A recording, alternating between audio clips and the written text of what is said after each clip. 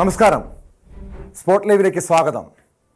ഭാര്യയുടെ ശരീരത്തിൽ ദുരാത്മാവ് കയറി എന്ന് പറഞ്ഞ് ഭർത്താവിൻ്റെയും ഭർത്തൃ വീട്ടുകാരുടെയും ആഭിചാരക്രിയ. കോട്ടയം മണർകാട്ടെ വീട്ടിലാണ് യുവതി കൊടിയ പീഡനത്തിന് ചൂഷണത്തിന് ഇരയായത്. ആഭിചാരക്രിയയ്ക്കായി യുവതിയെ ഉപദ്രവിച്ച കേസിൽ ഭർത്താവും ഭർത്തൃപിതാവും അടക്കം 3 പേർ അറസ്റ്റിലായി. കോട്ടയം മണർകാട് തിരുവഞ്ചൂർ സ്വദേശി അഖിൽദാസ്, അയാളുടെ അച്ഛൻ ദാസ് ആഭിചാരക്രിയ നടത്തിയ പത്തനംതിട്ട പെരുന്തുരുത്തി സ്വദേശി ശിവദാസ് എന്നിവരാണ് പിടിയിലായത്. അഖിൽദാസിന്റെ ഭാര്യയുടെ ശരീരത്തിൽ ദുരാത്മാവ് കയറി എന്ന് ആരോപിച്ചായിരുന്നു ആഭിചാരക്രിയ.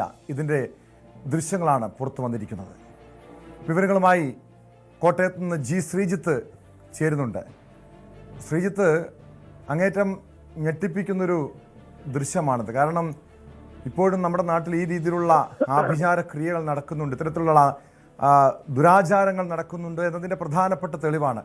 എങ്ങനെയാണ് ഈ ദൃശ്യങ്ങൾ പുറത്തു വന്നത്? എങ്ങനെയാണ് ഈ സംഭവത്തിൻ്റെ അടിസ്ഥാനത്തിൽ, ഈ യുവതി നൽകിയ പരാതിയുടെ അടിസ്ഥാനത്തിലാണോ പോലീസ് 3 പേരെയും അറസ്റ്റ് ചെയ്തിരിക്കുന്നത്? ടോം, ഇതിൽ ഈ യുവതിയുടെ ഭർത്തൃ സഹോദരിയാണ് ഈ ദൃശ്യം പകർത്തിയത്. ഈ ആഭിചാര ക്രിയ ചെയ്യുന്നതിന്റെ ദൃശ്യങ്ങൾ അവർ പകർത്തിയിരുന്നു. അതവരെ മദ്യം കുടിപ്പിക്കുന്ന അടക്കമുള്ള ദൃശ്യങ്ങളാണ് പകർത്തിയത്. ഒരുപക്ഷെ ഇത് ഏതെങ്കിലും തരത്തിൽ പുറത്തു പോയാൽ അത് ഇവർ മദ്യം കുടിച്ചുകൊണ്ട് ചെയ്യുന്നതാണ് എന്ന നിലയിൽ കാട്ടാൻ വേണ്ടിയാണ് എന്ന സംശയമാണ് ഇപ്പോൾ ഉള്ളത്. എന്തായാലും ഈ വീഡിയോ അവർ ഫോണിൽ നിന്ന് ഡിലീറ്റ് ചെയ്തിരുന്നു. പക്ഷേ പോലീസിൽ പരാതി എത്തിയതോടെ പോലീസാണ് മൊബൈൽ ഫോണിൽ നിന്ന് ഈ ദൃശ്യങ്ങൾ വീണ്ടെടുത്തത്. ഈ മാസം 2-നാണ് ഈ സംഭവം ഉണ്ടാകുന്നത്. 2 രാവിലെ ഏതാണ്ട് 11 മണി മുതൽ ഈ മന്ത്രവാദി വീട്ടിലെത്തുന്നു. അതിനുശേഷം രാത്രി ഏതാണ്ട് 9 മണി വരെ ഈ ക്രിയകൾ ചെയ്യുന്ന സാഹചര്യമാണ് ഉണ്ടായത്.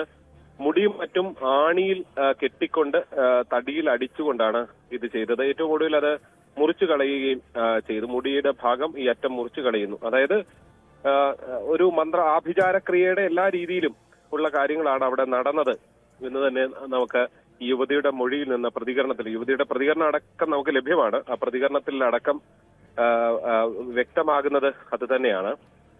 എന്തായാലും ഇയാൾ ഈ 3 പേർ മാത്രമല്ല, ഈ മാതാവ് കൂടി, ഭർത്തൃമാതാവ് കൂടി, അഖിലിന്റെ മാതാവും ഈ കേസിൽ പ്രതിയാണ് എന്നുള്ളതാണ് പോലീസ് പറയുന്നത്. പക്ഷെ ഇവർ ഒളിവിൽ പോയിരിക്കുകയാണ്.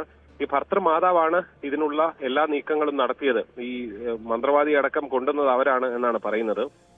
അതായത് ഈ യുവതിയുടെ അടുത്ത് മരിച്ച മാതൃ സഹോദരി അടക്കമുള്ളവരുടെ 8 പേരുടെ ദുരാത്മാവ് ഇവരുടെ ശരീരത്തിൽ കൂടിയിട്ടുണ്ട് എന്നും ഇത് ഒഴിപ്പിക്കണം, ഇടയ്ക്കിടെ വീട്ടിൽ വഴക്കുണ്ടാകുന്നുണ്ട്, ഇതിന് കാരണം ഈ ദുരാത്മാക്കളാണ് എന്നുള്ള വിശ്വാസപ്രകാരമാണ് ഈ മന്ത്രവാദിയെ വിളിച്ചു വരുത്തുകയും കാര്യങ്ങളും മറ്റും ചെയ്തത്.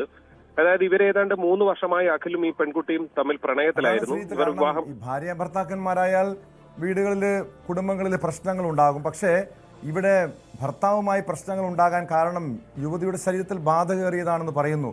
അതിന് പേരിൽ ഭർത്താവിൻ്റെ അമ്മയാണ് ഈ മന്ത്രവാദിയെ കൊണ്ടുവന്നെന്നാണ് പറയുന്നത്. പക്ഷെ നിലവിൽ ഭർത്താവിനെയും ഭർത്തൃപിതാവിനെയുമാണ് അറസ്റ്റ് ചെയ്തിരിക്കുന്നത്. ഈ സംഭവവുമായി ബന്ധപ്പെട്ട് കൂടുതൽ അറസ്റ്റ് ഉണ്ടാകുമോ?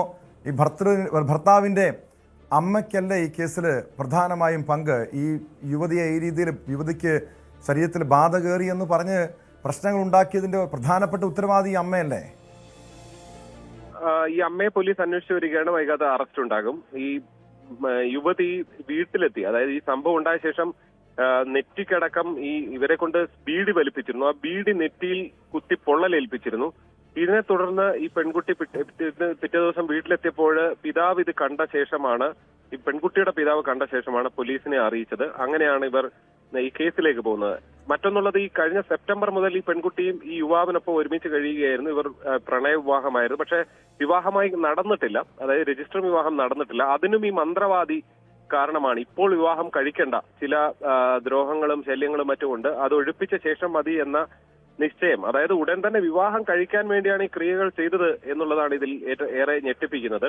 എന്തായാലും ഈ ക്രിയകൾ ഈ തരത്തിൽ ക്രൂരതയിലേക്ക് കടന്നതോടുകൂടിയാണ് ഇതൊരു കേസായി മാറുന്ന നിലയിലേക്ക് കാര്യങ്ങൾ പോവുകയും ചെയ്തത്. മദ്യം കുടിപ്പിക്കുകയും ഒപ്പം തന്നെ ഈ ബീഡിക്കുറ്റി കൊണ്ട് നെറ്റിയിൽ കുത്തി മുറിവേൽപ്പിക്കുകയും ഒക്കെ ചെയ്യുന്നു. ഇതിനെല്ലാം മാതാവും ഇതിന്റെ ഭാഗമാണ്. പക്ഷെ ഇത് പുറത്തായി കേസായി എന്ന് അറിഞ്ഞ ഉടൻ തന്നെ അവർ സംഭവ സ്ഥലത്ത് നിന്ന് മാറി എന്നാണ് അറിയുന്നത്. അവരെ വൈകാതെ തന്നെ പിടികൂടാൻ കഴിയുമെന്ന ആത്മവിശ്വാസം തന്നെയാണ് പോലീസ് പങ്കുവെക്കുന്നത്. എന്തായാലും ഇതിൽ ഈ മന്ത്രവാദി ഉൾപ്പെടെ ഇത്തരത്തിൽ കൂടുതൽ സംഭവങ്ങൾ ഇനി ചെയ്തിട്ടുണ്ടോ? ഇത് മന്ത്രവാദി എന്ന് പറയുമ്പോൾ അയാൾ സ്ഥിരമായി ഇത്തരം ചെയ്യുന്ന ആളുകളായിരിക്കുമല്ലോ. അങ്ങനെ ഉണ്ടായിട്ടുണ്ടോ എന്നതടക്കം പരിശോധിക്കാനുള്ള ശ്രമങ്ങളും പോലീസ് നടത്തുന്നുണ്ട്. തീർച്ചയായും അതേക്കുറിച്ച് എന്തായാലും പരിശോധിക്കേണ്ടതാണ്. കാരണം ഒരു ദുർമന്ത്രവാദിയാണ് എന്ന് പറയുന്നു. ഇയാൾ ഇതിനു മുൻപ്, പ്രത്യേകിച്ചും പത്തനംതിട്ട സ്വദേശിയാണ്, ആ പ്രദേശങ്ങളിൽ ഇതിനു മുൻപ് ഇതുപോലുള്ള ആഭിചാര ക്രിയകൾ നടത്തിയിട്ടുണ്ടോ എന്ന് പോലീസ് അന്വേഷിക്കുന്നുണ്ട്. മാത്രമല്ല അങ്ങനെയെങ്കിൽ അയാളുടെ വീടും ആ പരിസര പ്രദേശങ്ങളൊക്കെ കേന്ദ്രീകരിച്ച് വിശദമായ അന്വേഷണം ആവശ്യമല്ലേ ശ്രീജിത്ത്? തീർച്ചയായും ഇയാളെ പിടികൂടുമ്പോൾ തന്നെ ഇത് പോലീസ് കേസായി എന്ന് അറിഞ്ഞോടുകൂടി തന്നെ ഇയാൾ ഫോൺ ഓഫ് ചെയ്തിരുന്നു ഈ മന്ത്രവാദി. അതിനുശേഷം മാറി നിൽക്കുകയായിരുന്നു. പക്ഷേ ഈ വീടിന് സമീപത്ത് പെരുന്തുരുത്തിയിലാണ്. അവിടുന്ന് തന്നെ ഇയാളെ പിടികൂടുന്ന സ്ഥിതിവിശേഷമാണ്, സാഹചര്യമാണ് ഉണ്ടായത്. ഇതിൽ പ്രധാനപ്പെട്ട ടോം, ഇത്തരം സംഭവങ്ങൾ പുറത്തു വരുന്നത്, ഇതിപ്പോ നൂറുകണക്കിന് സംഭവങ്ങൾ നടക്കുന്നുണ്ടാകും നമ്മുടെ നാട്ടിൽ. ഇത്തരം ആഭിചാര ക്രിയകൾക്കെതിരായ നിയമങ്ങളൊക്കെ കൊണ്ടുവരുന്നുവെന്ന് സർക്കാർ പറയുന്നു. പക്ഷെ ഇതൊക്കെ ചിലരുടെ വിശ്വാസപ്രകാരം അവർ വളരെ കാര്യമായി വിശ്വസിച്ചാണ് ഇതിലേക്കൊക്കെ ചെയ്യുന്നത്. ഇതെത്ര ക്രൂരതയാണെന്നോ എന്നുള്ള ചിന്തയൊന്നും ഇക്കാലത്തും അവർക്കുണ്ടാകുന്നില്ല എന്നുള്ളതാണ്. വിദ്യാഭ്യാസപരമായൊക്കെ കേരളം വളരെ മുന്നോട്ട് പോകുമ്പോഴും ഇത്തരത്തിൽ ചിന്തിക്കുന്ന, ഇതൊരു ദേഹോപദ്രവം ഏൽപ്പിക്കുക എന്നുള്ളത് ഈ വിശ്വാസത്തിന്റെ ഭാഗമായി ചെയ്യുന്നു എന്നുള്ളതാണ് നമ്മൾ ചേർത്ത് വായിക്കേണ്ടത്. അതല്ലാതെ മരുമോളെ ബോധപൂർവം ദ്രോഹിക്കുക എന്നുള്ളത് ഉള്ളതിനപ്പുറത്തേക്ക്, പ്രത്യേകിച്ച് ഭർത്താവ് ഇവരെല്ലാം വിവാഹം കഴിക്കാൻ ഇരിക്കുകയായിരുന്നു. ഭർത്താവെങ്കിലും അത് തടയുന്ന സാഹചര്യം ഉണ്ടായിരുന്നു. പക്ഷെ അവരെല്ലാം വിശ്വസിക്കുന്നതിന്റെ ഭാഗമായി കൂടിയാണ് ഇത് സംഭവിക്കുന്നത്. അതുകൊണ്ട് തന്നെ ഇതിൽ പരാതിക്കാരുണ്ടാകുക എന്നത് വളരെ പ്രധാനപ്പെട്ടതാണ്. അങ്ങനെയെങ്കിൽ ഈ യുവതിയും അത് തന്നെയായിരിക്കുമോ വിശ്വസിച്ചത്? കാരണം ഇതുപോലുള്ള ഒരു ആഭിചാരക്രിയ നടത്തുകയല്ല, ഈ വിവാഹത്തിന് വേണ്ടി മന്ത്രവാദം നടത്തുന്നു എന്ന രീതിയിലും അവരും ഈ യുവതിയും, അതായത് ഈ ആഭിചാരക്രിയക്ക് ഇരയായ യുവതിയുടെ അറിവോടുകൂടി തന്നെ ആയിരുന്നോ ഈ കർമ്മങ്ങൾ, ഇതുപോലുള്ള ദുരാചാരങ്ങൾ അവിടെ നടത്തിയത്? യുവതി ചൂണ്ടിക്കാണിക്കുന്നത് രണ്ടുപേരുടെ വിവാഹം നിയമപരമായി നടക്കാതിരിക്കാൻ കാരണം ഇയാളാണ്, ഈ മന്ത്രവാദിയാണ്. മന്ത്രവാദിയോട് ഇപ്പോൾ വിവാഹം നടക്കട്ടെ എന്ന് ചോദിച്ചപ്പോൾ, അതായത് ഈ മന്ത്രവാദി പറയുന്നതിനനുസരിച്ചാണ് വീട്ടിൽ കാര്യങ്ങളെല്ലാം നടന്നിരുന്നത് എന്ന് വേണം മനസ്സിലാക്കാൻ. അപ്പൊ അതുകൊണ്ട് തന്നെ ഇത് നടന്നാൽ, ഈ ഒരു ക്രിയകൾ നടന്നാൽ എല്ലാ പ്രശ്നപരിഹാരം ഉണ്ടാകുമെന്ന് കരുതി. പക്ഷെ ഒരിക്കലും ഇത്തരം ക്രൂരമായ പീഡനങ്ങൾ ഇതിന്റെ ഭാഗമായി ഉണ്ടാകുമെന്ന് യുവതി ധരിച്ചിട്ടുണ്ടാകില്ല എന്ന് വേണം മനസ്സിലാക്കാൻ. അതുകൊണ്ട് തന്നെ ആയിരിക്കും അവർ അതിന് നിൽക്കുകയും ചെയ്യുന്ന സാഹചര്യം ഉണ്ടായത്.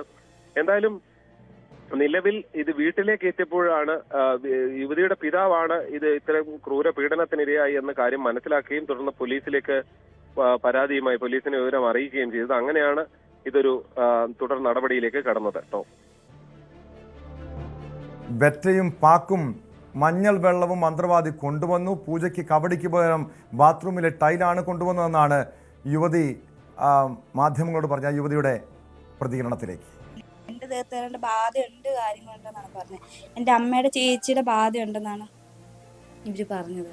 ഇവരെന്നെ കൊണ്ട് കള്ള് കുടിപ്പിച്ചെന്ന് ഇവർ പറഞ്ഞു, മദ്യപിച്ച് ബീഡി വലിപ്പിച്ചെന്ന് പറഞ്ഞു. ഇവരൊക്കെ അങ്ങനെയാണ് പറഞ്ഞത്. എനിക്ക് ആ സമയത്ത് ആ പട്ട് കെട്ടിക്കഴിഞ്ഞപ്പോൾ എൻ്റെ ശരീരത്തിൽ എന്തോ പോലെ തോന്നി കഴിഞ്ഞപ്പം എനിക്ക് എന്നെ സംഭവിച്ചെന്ന് എനിക്ക് പിന്നെ അറിയത്തില്ല. ഒരു 12 മണിയായി കാണും എൻ്റെ ദേഹത്ത് പൂജ തുടങ്ങിയിട്ട്. അത് കഴിഞ്ഞത് 2 മണിയൊക്കെ ആയി കഴിഞ്ഞു. എൻ്റെ ദേഹത്ത് ഞാൻ ബീഡി വലിച്ചപ്പം കൊണ്ടെന്ന് പറഞ്ഞു നെറ്റിയിൽ പാട്. വീണ്ടും ശ്രീജിത്തിലേക്ക്. ശ്രീജിത്ത്, ഈ സംഭവത്തിന് ശേഷമാണ് ഇതിൻ്റെ ഗൗരവം പോലും യുവതി മനസ്സിലാക്കുന്നതാണ് തോന്നുന്നത്. ഇപ്പോൾ ഈ പെൺകുട്ടി ഇപ്പോൾ എവിടെയാണ്? ഭർത്താവിൻ്റെ വീട്ടിലാണോ അതോ സ്വന്തം വീട്ടിലേക്ക് പോയോ? സംഭവത്തിൽ നിയമപരമായ കാര്യങ്ങൾ മുന്നോട്ട് പോകുന്നുണ്ട്. പ്രണയിച്ച് വിവാഹം കഴിച്ചവരാണ്. ഈ നിയമ നടപടിയുമായി മുന്നോട്ട് പോകാൻ തന്നെയാണ് യുവതിയുടെ തീരുമാനം. ടോം, നിയമ നടപടി പൂർത്തിയായി. അതിന്റെ ഭാഗമായാണ് ഈ അറസ്റ്റ് ഉൾപ്പെടെയുള്ളതും റിമാൻഡിലേക്ക് കാര്യങ്ങൾ എത്തുകയും ചെയ്തത്. അതെല്ലാം പൂർത്തിയായി. ഇതിനുശേഷമാണ് ഈ സംഭവങ്ങൾ പുറത്തു വരുന്നത് തന്നെ. യുവതി ഈ സംഭവം ഉണ്ടായതിന് പിന്നാലെ തന്നെ വീട്ടിലേക്ക് വരികയും ചെയ്തിരുന്നു. അത് കോട്ടയം നഗരത്തിലാണ് ഇവരുടെ വീടുള്ളത്. അവിടേക്ക് എത്തുകയും ചെയ്തു. തുടർന്നാണ് വീട്ടുകാരെ വിവരം അറിയിച്ചതോടെയാണ് ഈ പരാതിയുമായി മുന്നോട്ട് പോവുകയൊക്കെ ചെയ്തത്. പരാതിയുമായി മുന്നോട്ട് പോവുകയും അത് അറസ്റ്റ് ഉൾപ്പെടെയുള്ള നടപടികളിലേക്ക് കടക്കുകയും ചെയ്തത് ആ ഘട്ടത്തിലാണ്. എന്തായാലും ഇനി ഈ കേസിലാകെ ബാക്കിയുള്ളത്, ഇതിന്റെ വിവരങ്ങളെല്ലാം ഏതാണ്ട് പുറത്തു വന്നു കഴിഞ്ഞു. ഇതിലാകെ ബാക്കിയുള്ളത് ഈ ഭർത്തൃമാതാവിന്റെ അറസ്റ്റാണ്. അതും ഒരുപക്ഷെ വൈകാതെ ഉണ്ടാകും എന്ന് തന്നെയാണ് നമുക്ക് ലഭ്യമാകുന്ന വിവരം.